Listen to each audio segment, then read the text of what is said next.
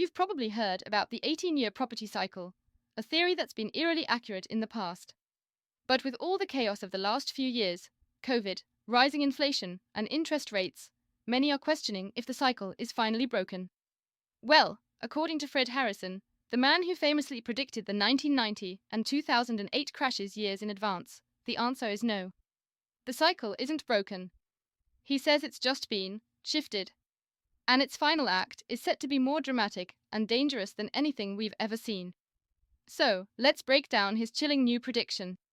Harrison explains that a typical 18-year cycle starts with a 4-year recovery, followed by about 6 or 7 years of moderate growth, a brief 1 to 2 year dip, and then a final 6-year boom. The last crash was in 2008.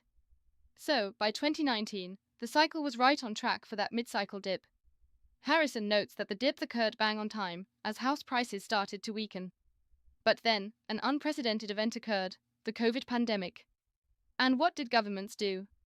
They poured trillions of dollars and pounds into economies to support them. And a huge portion of that money ended up in the housing market, causing prices to go roaring up. Harrison emphasizes this was not a normal boom, it was a premature surge that pulled forward the final boom period. And now, he says the market is just recalibrating. It's getting back on the path the 18-year cycle dictates. Despite the recent corrections, Harrison is adamant that the final ascent is about to begin. He predicts the peak in land and property prices will occur in 2026. This time, he says, the growth won't be concentrated in major cities. Because of the pandemic, the real growth is happening in the regions. But why will prices continue to rise? Harrison explains that governments consistently behave in a predictable manner during this phase.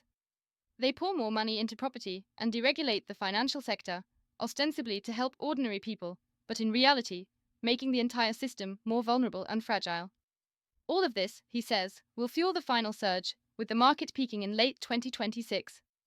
Now, here's the most unsettling part. Harrison believes the end of this cycle will be different. He sees a global collapse, a convergence of multiple, interconnected existential crises.